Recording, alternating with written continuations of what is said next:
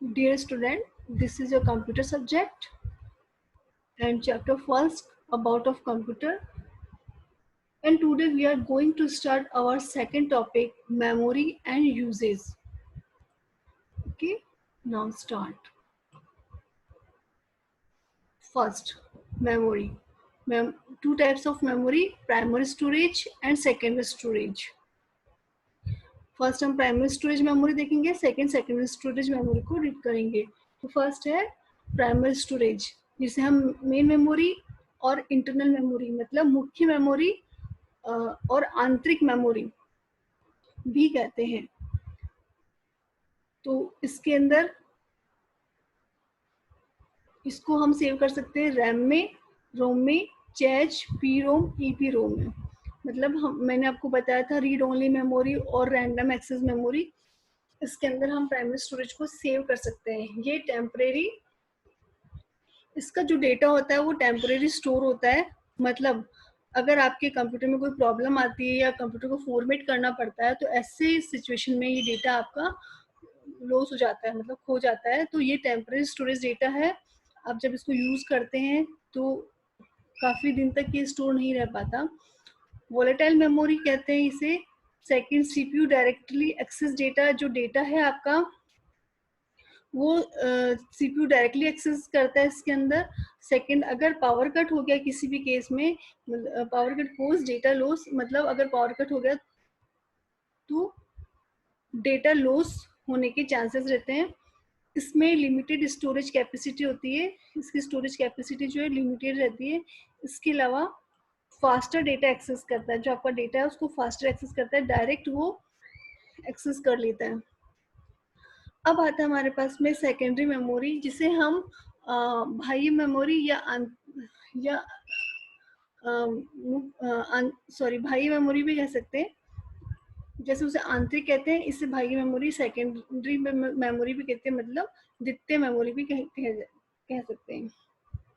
ये आपके कंप्यूटर से बाहर सेव होती है. ये कंप्यूटर के अंदर होती है प्राइमरी, ये कंप्यूटर के बाहर होती है. जैसे आप हार्ड डिस्क में किसी फाइल को सेव कर सकते हो, सीडी में, डीवीडी में, फ्लॉपी में, पेन ड्राइव में, फ्लैश ड्राइव में. तो ये जो आप बाहर जो सेव करते हो ये परमानेंट स्टोर हो जाता है. जैसे आपने पेन ड्राइव में कोई फाइल ली तो वो पेन ड्राइव के अंदर आपके पास परमानेंट स्टोर रहेगा. ये नॉन वोलेटाइल मेमोरी है.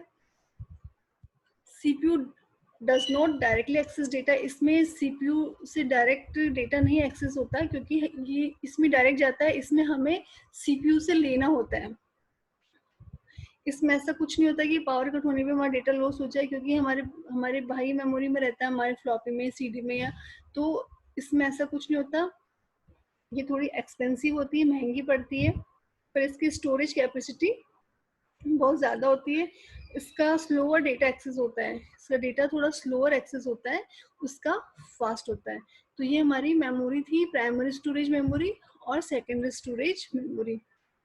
ओके, नेक्स्ट आते हैं कि हमारा नेक्स्ट टॉपिक है यूजेज. कंप्यूटर के कुछ यूजेज हैं. तो फर्स्ट अपना मेडिकल टेक्नोलॉजी में यूजेज आ गया कि मेडिकल टेक्नोलॉजी में कंप्यूटर के क्या क्या और कितने यूजेस है.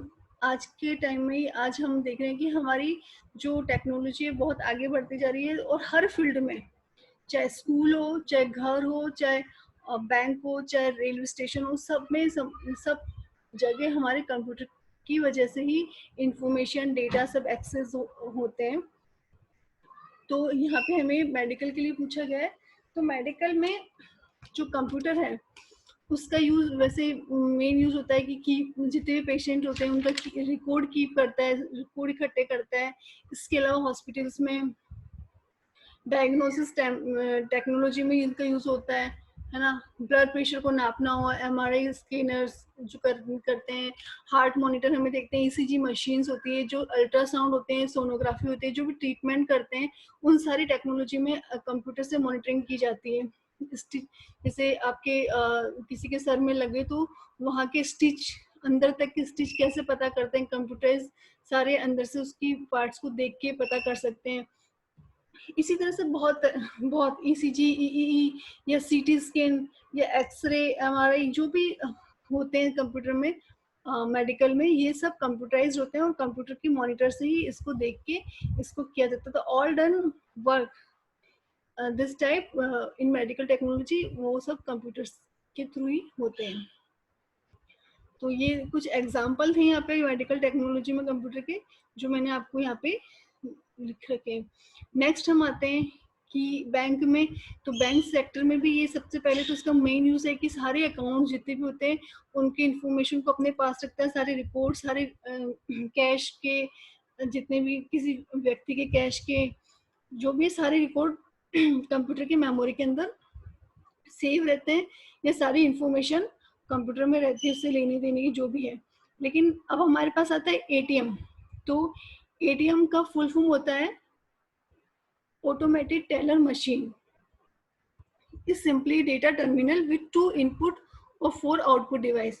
इसमें 2 इनपुट होता है और 4 आउटपुट डिवाइस होता है। This device are interface to the processor. All the ATM machine working around the world are based और centralized database system। किस पे वर्क करती है सारी ये? सेंट्रलाइज डेटाबेस सिस्टम पे वर्क करती है। The ATM has to connect the communication with the host processor server, जो होस्ट प्रोसेसर सर्वर पे ये वर्क करती है। तो इसमें हमें क्या करना पड़ता है कि एटीएम हमें हेल्प देती है you to take out the money round ना, हमें पैसे निकालने में इसका यूज होता है। और कैसे निकालती है? ATM helps to take out the money round the clock to take action through the ATM. मतलब एक क्लॉक की तरह चलती है वो अंदर से, जिसके थ्रू हमें जो पैसा जो होता है हमारा ट्रांजेक्शन होता है। जैसे कि आप उसके अंदर एटीएम कार्ड डालोगे, वो उसको रीड करेगा। उसके अंदर एक मैग्नेटिक स्ट्रिप लगी होती है, उस स्ट्रिप को इंटरप्रेट करता है वो, और उसके अंदर जो हमारा जो डेटा होता है उसको रीड करता है आपसे, फिर वो पिन लेता है, उसको उससे मैच करता है। उसके बाद में वो क्लॉकवाइज उसको चलाता है। अब आपने जितने डिजिट जो पैसे के लिए डाले हैं मनी के लिए, वो उसको काउंट करता है। उसके बाद में वो आपसे फिर उससे संबंधित कुछ पूछता है, उसके बाद में वो आपको पैसे देता है। तो इस तरह से हमारा एटीएम वर्क करेगा। तो ये इसकी एकदम छोटी सी डेफिनेशन है अभी तो, जो मैंने आपको इसके अंदर दिखाई है। नेक्स्ट मैं आपको एटीएम का एक डायग्राम बता रही हूँ। जो एटीएम का डायग्राम है वो इस तरह का, देखिए ये स्क्रीन आती है एटीएम की, आपको पता है। यहाँ पे ये मॉनिटर लगा होता है, मॉनिटर स्क्रीन, जहाँ पे आपको दिखाई देगा। यहाँ पे